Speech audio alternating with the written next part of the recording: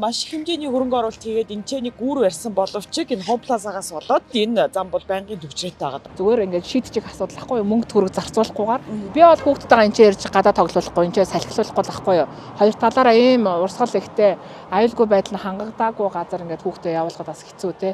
Ерөөсөө энэ замаар өглөө орой болгон зорчдог хүн болгоны одоо толгойн өвчин болсон энэ төвчөр төсөд байгаа асуудыг шийдэх гарц гаргалгаа бол байна.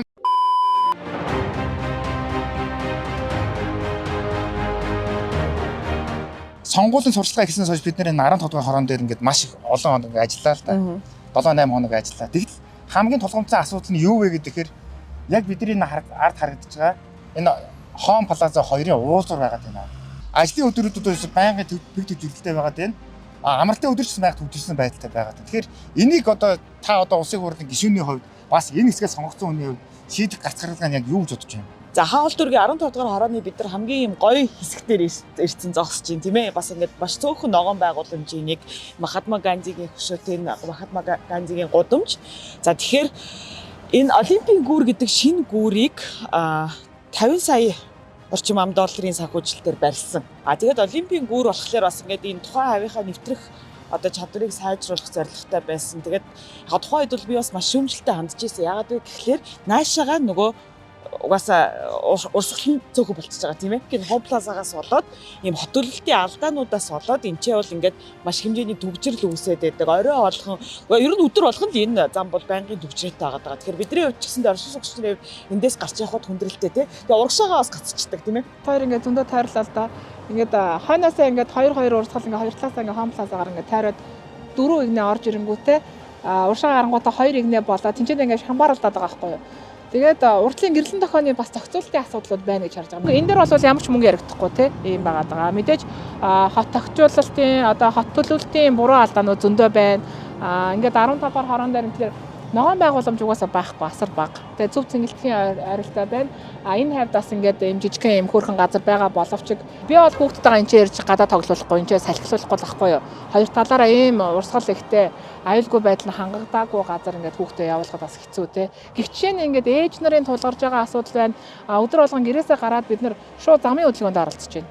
Тэгээ энийг бол ард эргээ зөндөө олон маш олон удаа ингээд гомдол гаргаж байгаа, шийдвэрлээд өгөөч гэж байгаа боловч энийг шийдвэрлэж байгаа нэг ширхэгч одоо систем харагдахгүй байна гэж би харж байгаа.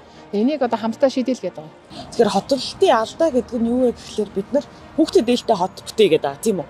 Гэтэл ингээд төлөвлөлт байхгүй газар олголтод замбраагүй тийм ээ. Тэгэхээр хин дуртай нь хаа дуртай газараа очиод ингээд барилга байгууламж бариад байснаас болоод тий.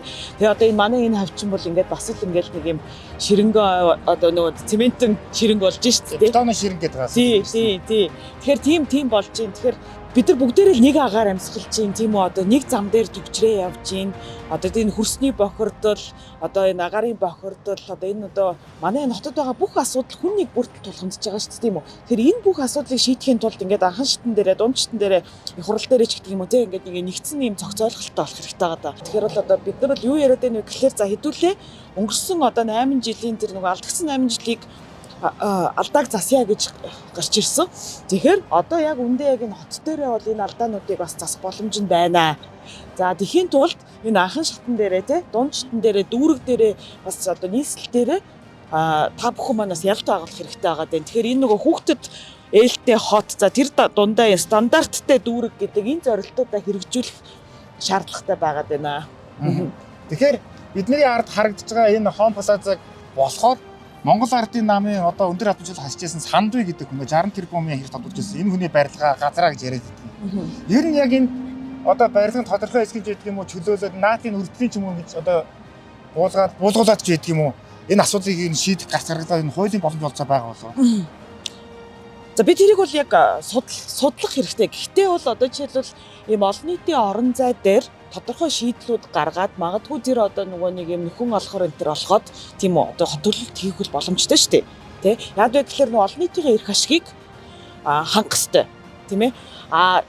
Анхнаасаа энэ бол нөгөө хот төлөлтийн алдаа. Тэгэхээр энийг бол бас тодорхой хэмжээнд шийдэх бол боломжтой гэж харж байна. Зүгээр тэхийн тулд нөгөө бас зориг хэрэгтэй шатшатанда одоо тийм одоо нөгөө нэг гар нийлсэн ажиллагаа хэрэгтэй тийм. Иргэдийн оролцоос хэрэгтэй байна. Иргэдийн оролцоо хэрэгтэй тийм. Тэгэхээр хаан уулдургийн 15 дугаар хорооны иргэд та бүхэн минь. Ер нь хаан уулдургийн 15 дугаар хорооч гэлтгүү ерөөсөө энэ замаар өглөө орой болгон зорчдог хүн болгоны одоо толгойн өвчин болсон энэ төвчөр төсөөд асуудлыг шийдэх гарц гаргалгаа бол байна гэдэг гишүүн маань хэлжлээ. Тэгэхээр та бүхэн маань итгэж биднийгээ дэмжээрэй. Бид та бүхнийхээ дэмжлэгээр та бүхэнтэйгээ хамтраад цөмөрөө энэ асуудлыг шийдэх энэ төлөө ажиллах болно. Бид нар ингээд нэг олон юм хүсэхгүй байгаа. Тэ? Эрүүл аюулгүй орчинд амьдрий. Тэгээ машинтайгаа жоохон хурдан явдаг болчмоор байна. Тэ? Ийм асуудлуудыг хамтдаа шийдъя гэж. Залуу насаа төгжрөлт өнгөрөмөргөө байна тий. Тэ яг үнэ тэ.